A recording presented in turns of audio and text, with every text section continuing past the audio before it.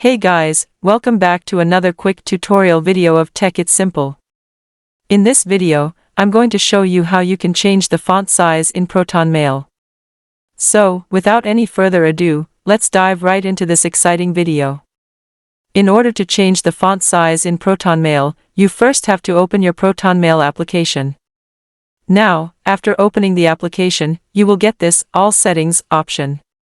In the settings, click into that All Settings option. Now, after opening the All Settings, you will get so many settings here.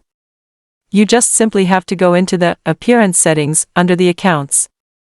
Now, after coming here, you just simply have to scroll a bit, and you will get this Font Size setting in the Accessibility of Proton Mail.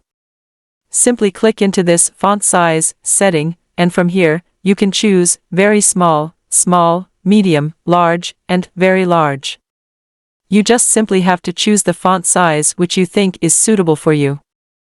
By following these very easy steps, you can easily change your font size in Proton Mail anytime you want.